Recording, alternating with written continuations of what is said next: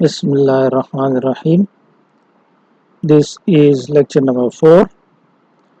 The name of the paper is Phonetics and Phonology, and the topic we'll discuss today is cardinal vowels, and its two types, the primary cardinal vowels and the secondary cardinal vowels. This lecture is specially for students of BS 4th semester GDC Padi, but those students or the students of those colleges which are affiliated with Abdul Wali Khan University, Mardan, can also use it. The topic, as I said, is cardinal vowels. First of all, we'll try to understand what is meant by vowel, how are vowels different from consonants.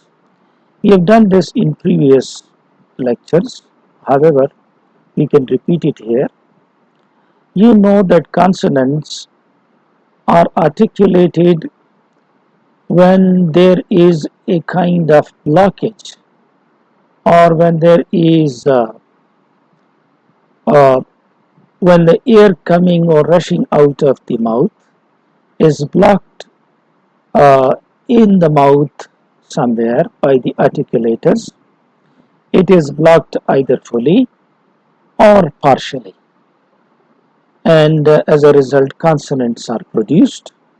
For example, if you block the air fully, which is the case in the sound pa and ba, uh, a consonant is produced. Sometimes it is blocked partially, as is the case with sound and sh sound. These are consonants because the air coming out of the oral cavity or the oral passage is partially blocked. This is not the case with vowel sounds. In the case of vowel sounds, the air is neither blocked partially nor fully.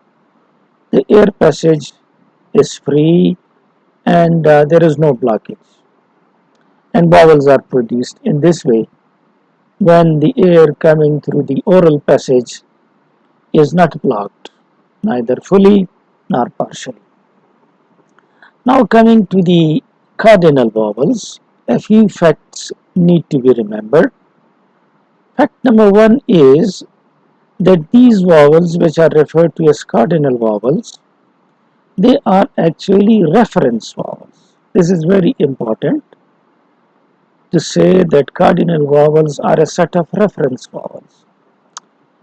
For example, if we want to say that a pencil is a small pencil, or this pencil is a long pencil, short from what and long from what. Therefore, we take one pencil as a reference pencil, and we compare the other pencils with that reference pencils, with that standard pencils. For example, the normal length of a pencil is 6 inches, let's say. This is taken as a standard or as a reference pencil. If we say that this pencil is a short one, we are comparing it with the standard pencil or with the reference pencil. The same is the case with the name reference vowels. Cardinal vowels are not the vowels of any language. These are the reference vowels with which we compare the vowels of different languages. So this is very important to remember, that it is a set of reference vowels.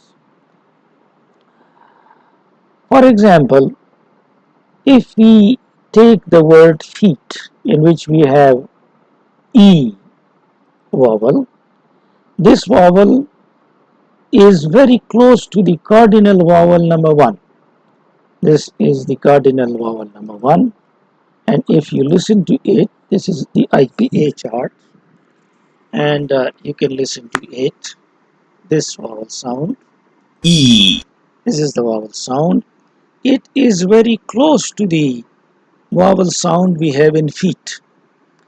Feet is an English word, and E is here is an English vowel, but this E or this one E is a reference vowel. That is, this vowel E does not belong to any language. However,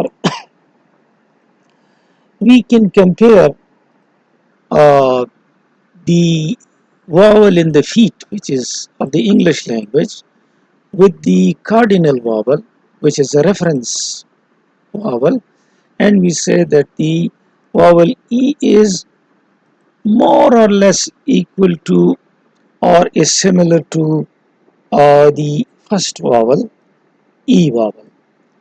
Now, this vowel, which is in the word feet, may be a little lower than this one. For example, if you look at this chart, it is the uppermost area, and the sound or the vowel in feet may be somewhere here, but that is, we say, not equivalent to this E sound, but similar to this E sound. So that's why it is called a set of reference vowels.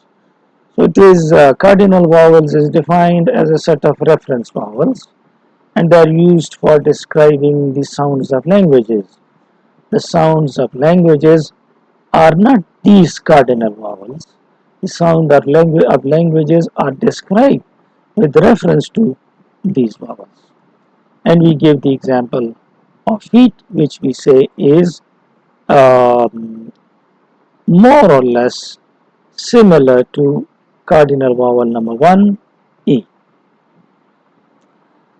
The second is, and this also can be included in the definition, the first point in the definition was that cardinal vowels are a set of reference vowels. Secondly, a cardinal vowel is that sound which is produced when the tongue is an extreme position. What is meant by this extreme position? Extreme positions, looking at this chart, this is the topmost area and extreme. Topmost and front. This one is front. This one is also the most fronted one, and this one and this one. So all of these, this line is these are the vowels which are at the extreme point. The extreme point here is the front. This is also an extreme point, and this is the extreme back point. The other extreme point is the extreme top or high and the extreme low. These are the points. If you look at this diagram from Wikipedia, you will be able to understand it. In this diagram, for example, this is the frontmost part and therefore extreme point, also called peripheral area. This is the backmost point, and again it is an extreme point. If you look at this other diagram, for example this diagram, it's the same. This is the extreme area, extreme front. This is the extreme area, extreme down. This is the extreme area, extreme back, and this one extreme high. So extreme high, extreme low, extreme front, extreme back. These are called extreme points. In this diagram too, these are given in this sound, this one, and this one. This is cardinal vowel number 1, 2, 3, 4, then 5th, 6th, 7th, and 8th. You can see that these are on the extreme areas. Extreme front, extreme low, extreme back. This one is this one and this one is extreme top, but this is fronted, and this is back. So this is what is meant by extreme. Coming back to this again, I'll share these notes with you too. These are from Wikipedia. I liked it very much and therefore I taken this from Wikipedia. Cardinal vowel is a vowel sound produced when the tongue is in an extreme position. These are the extreme position, either front extreme, either back, high or low. So these are the positions which are considered as extreme position. Looking at this diagram, this is the high, also called the close point, and this is extreme point. This one is front, this one is back. It is low, and again this is front and this is back. So this is what we have in Wikipedia. Uh, as we said earlier, cardinal vowels are not the vowels of any particular language. It is actually a measuring system. These cardinal vowels are the ones with the help of which we measure the vowels of the other languages, of all the languages of the world. However, some languages do contain vowels which are similar to cardinal vowels. We say similar, not exactly, but more or less similar. And the example of one of the languages is Angwi. This is spoken in Cameroon, and it is said that the vowels it contain are similar to the 8 primary cardinal vowels. The 3 cardinal vowels, if you look at this diagram again, this is high, which is also called close because your mouth is closed and your tongue is high, so it is also referred to as closed or high. This is one extreme point, the most front and the highest. This one is the lowest and open uh, front again. Open, or also we say low because the mouth remains open, so therefore it is called open. As the tongue goes down, so that is called low. These 3 vowels, if you look at them, this is E vowel, A vowel, this is U vowel. They have articulatory definitions.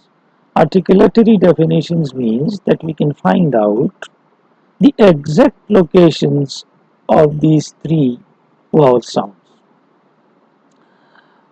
Listen to these 3 vowel sounds. For example, the first vowel sound,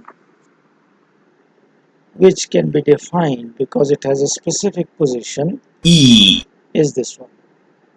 The second is the lowest at the lowest position, this one. And the next is the back, the most back, occupying the most back position, U sound. So the definition is possible, but because these 3 are at the most extreme positions, and as a result we can have the articulatory definitions for these 3, E, A and U.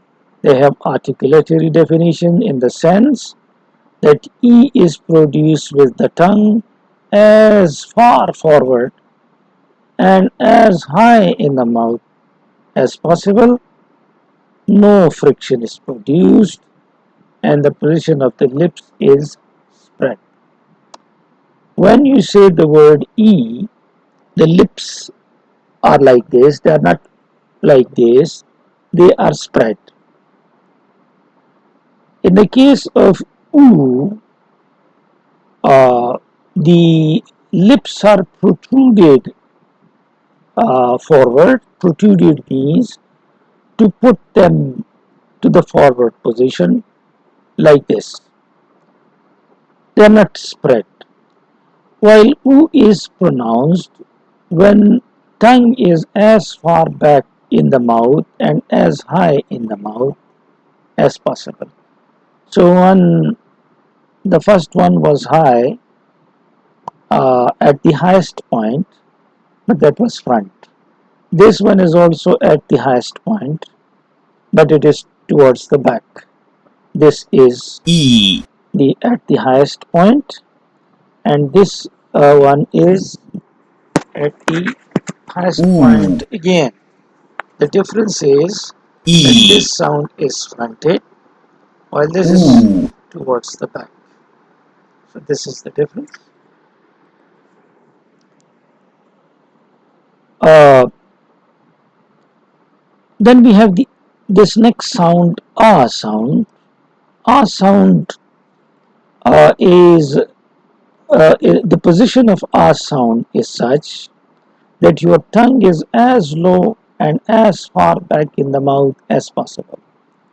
If you look at this chart, you can see that this is the lowest point. We find this ah sound at the lowest point. O, This is found at the lowest point. A, This one, I'm sorry, A, at the lowest point. Uh, so we say that A is produced with the tongue as low and as far back in the mouth as possible. If we discuss the other vowels, we say they are at auditorily equidistant. Equidistance of equal distance. Looking at this, for example, rather looking at this diagram would be better. If you take this diagram, you can see that the distance between these two is equal. Then there is the distance between these two which is equal, and between these two is equal. This one again is equal. This is called equidistant. So they are equidistant in this sense. They are auditorily equidistant, we say, and they are found between these. Let me read it for you. The other vowels are auditorily equidistant between these three corner vowels. The three are the corner vowels. This one, and this one. And the other vowels are at equal distance from these three. This one is at equal distance from this one is at equal distance from this. So these are equidistant vowels. Uh, Between three corner vowels at 4 degrees of aperture or height. 4 degrees of height. The 4 degrees of height are these: 1, 2, and 3. So this is the all these are fronted, and because they are produced when the tongue is towards the front area of the mouth. These degrees of aperture are these named like this: close, which is also referred to as high because the tongue is at the highest position. This one, this is the highest position. Then you have close mid. This one is close mid. Then you have open mid. The next one is called open mid, and then you have the open, the last one, this one. This is closed, this is open, and these two are the midpoints. This is uh, near this closed one, and this one is near this open one. And the names, as we discussed, are high or close. The next is close mid, are also called high mid. This one is open mid, also called low mid. This one is open, also called low, when the tongue is in the lowest position. So these are the three different positions. These vowels, these primary cardinal vowels, are actually 8 in number, and you can count them here. 1, 2, 3 is also given here. This is cardinal vowel number 1 with sound E. I'll click it for you. Listen to these sounds. This is cardinal vowel number 1. E, This is number 2. E, This is number 3. E, This is number 4. A, This is number 5. A, Number 6. O, Number O, 7. Number 8. U, These are called primary cardinal vowels. So, primary cardinal vowels are extremely important. They are not the vowels of any language, but we measure the vowels of other languages with the help of these vowels. The other important vowels are these. This one. O, Uh, These are the most important types of vowels, and this one too, A, and we will discuss them. But for the time being, we said that these are 8 vowels with the help of which we can talk about the vowels of the other languages, and they are called 8 primary cardinal vowels. Uh, Looking at the pronunciation of these vowels, if we pronounce once again these vowels, in this one you can practice it. E, Your mouth, your lips remain unrounded or spread. E, E, A, Nowhere is that rounded shape, so they are unrounded. Coming now to the next types of vowels, these were the 4 ones. The other 4s uh, are the ones in which your lips to some extent are rounded. In this case, fully rounded. U, O, O, A, To some extent here too it is rounded. So they are produced with spread lip, and they are produced with somewhat rounded lips. Now the next type of cardinal vowels are the secondary cardinal vowels. The secondary cardinal vowels are not often found in languages.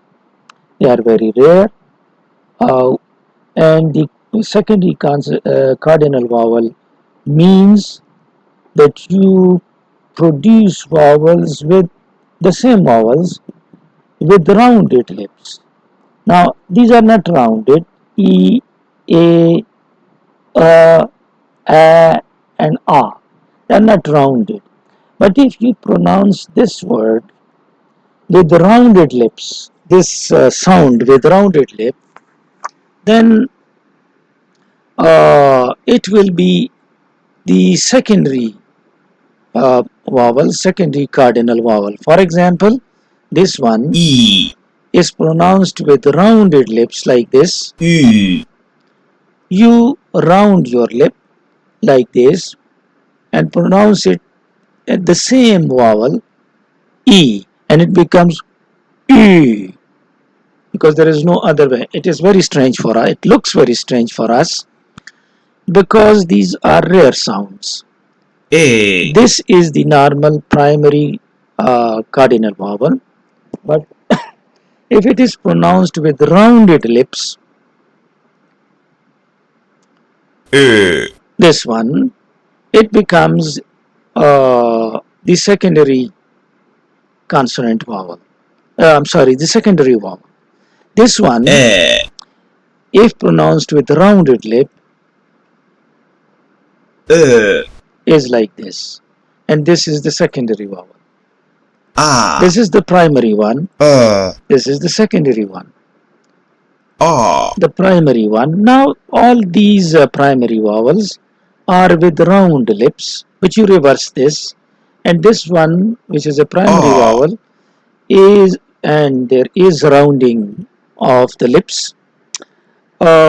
This, when it is pronounced without rounding the lips, will become the secondary cardinal vowel. oh, For example, this one. This is the primary oh, one. If it is pronounced with spread lip, it is like this. And this is the secondary cardinal vowel. oh, This is primary. uh, This is secondary. ooh, Primary, secondary. So secondary vowels, the first secondary vowel is pronounced with rounded lip. The same is the case with this one, this one, this one. But the rounded ones are pronounced with spread lips. And these are referred to as secondary cardinal vowels, very rarely used in languages. They are very less common. I'll read this for you. As I said, this is important, and I took it from Wikipedia. I liked it. The diagrams there are wonderful. If you have a look at Wikipedia, you can click these sounds and get practiced by writing IPA chart, International Phonetic Alphabet Chart, in Google, and clicking it, you can find these vowel sounds as well as these consonant sounds, which we have already discussed. Then you can go to Wikipedia by writing cardinal vowels there. You find these images. In the case of these four sounds, E, A, A, the tongue position is given. In the case of E, it is up. In the case of A, it is a little down, a little more down, and more down. So it is the lowest and it is the highest. The next one, this one, you have oo sound, in which case it is the most fronted one. It is towards the front. You can see this tilt here. The next O sound, a little lesser than this one, is this sound, and then this sound. And you can see the position of the tongue quite obviously given here. It is very difficult to detect it in your own mouth. These diagrams